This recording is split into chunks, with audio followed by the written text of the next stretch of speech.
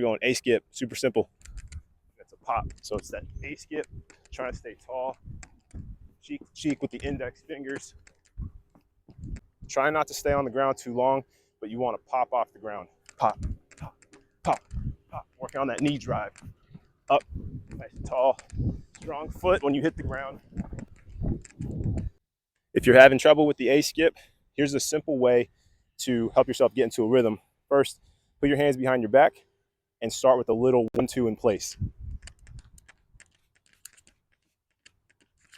Once you start to get the rhythm down, start to add the hand movement little by little and amp it up a little bit. And once you get that down, slowly start moving forward, and then you can pick up the intensity a little bit. This one's the 1-2 A skip. Same exact concepts go into this with the A skip. We're trying to pop off the ground, but we're going to carry 2 steps with the same foot first, and then we're going to go into a switch. So get your regular A skip going, little bounce. 1, 2, switch, switch, switch. So you see I'm doing a little 1, 2, 1, 2, 1, 2, 1, 2. And we're making that float for a second. I want you to feel the ball of the foot hit the ground and be a spring. So when we do this, we don't want to see that heel collapse. We're trying to stay strong on that ball of the foot. So watch my feet as they hit the ground. 1, 2, 1, 2, 1, 2, 1, 2, 1, 2. And I like to count this out in my head because it helps you keep that rhythm. Most of coordination, speed stuff is rhythm. Build your rhythm. This drill is for rhythm building. 1, 2.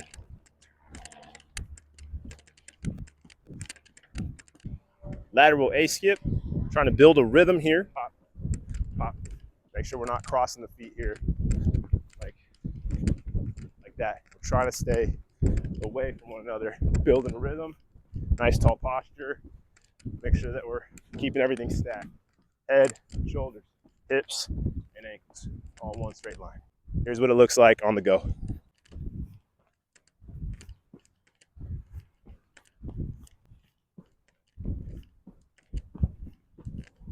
We're going to go with a diagonal 45-degree lateral shuffle, alternating directions.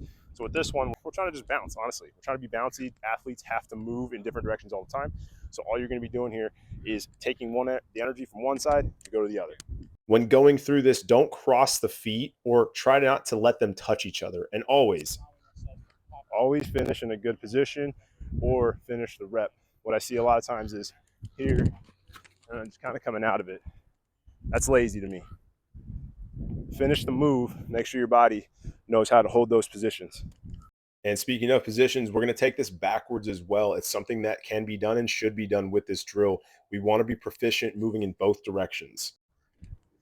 The whole idea here is we're looking to translate the energy from one area to the other, so we're not stopping and then having to change direction or stop and then lose time getting in the air. Athletes need to be efficient in how they move. That 1 split second of jumping here versus being able to here spin could mean you miss the play, you're out at home, you don't get the rebound, you don't get the steal. Something in sports, right? Split second. Get your positioning down. Catch my breath eventually. So for this drill, we're going to go into a normal lateral shuffle, 1, 2, and then stop. We're working on the ability to stay in our athletic position, get to a side, stop. 1, 2, 1, 2, 1, 2, stop. And we're not going super high intense. This is meant to get the adductors, your inside of the legs opened up, get you down to that athletic position. You can absolutely pick up the intensity after you do a few sets. 1, 2, hold. 1, 2, hold. 1, 2, hold. All right, so I'm within my cones right now, but you don't have to be within the cones. Obviously, you get in maybe 3 sets of 2. We're going 2 at a time on these. 2, 1, 2. We're working on when we get planted, stay low, create that angle. You see this angle I have with my shin, in case I need to go back this way, I can, or I can then pop off this leg and go this way. So we always want to get ourselves set up in a position that we can go any direction. If I need to turn, I can go. If I need to turn this way, I can go. If I need to go forward, I can make that happen as well. So we're always thinking about body angle and position when we're doing this stuff. A lot of times we get a lot of here, we're really tall. We also get arms dangling. We don't want the arms to dangle. That's loose energy. All right, that's not helping us. We're leaking energy there. In fact, I want the arms up, ripping through. All right, so 1, 2, hold. 1, 2, hold. All All right, so we want to keep those arms moving as well. Chest should be at about a 45-degree angle from the side. You can see here, always looking for the play in front, right? I can swivel, I can turn, I can go. We're always looking to get ourselves in the best possible position. So when you practice this one, practice your angles, practice your positioning. We're gonna go crossover to base. So for crossovers, we're gonna do one crossover, stop in our base position, good athletic position, and do it again. Check it.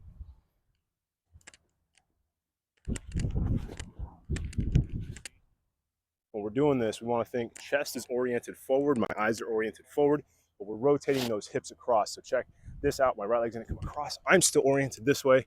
Okay, I'm pausing in the slow in the center here, but as that happens, we're looking this way and we're getting into our base position again. We want to try to make this not necessarily as high and up over. We're trying to be efficient. So if we're trying to go this way, I don't need my leg to go straight up. We need it to go this way, across the body, and find that zone you can land here. So either I can take that energy from here, go back, or continue this way, or pause, get ready for the next play.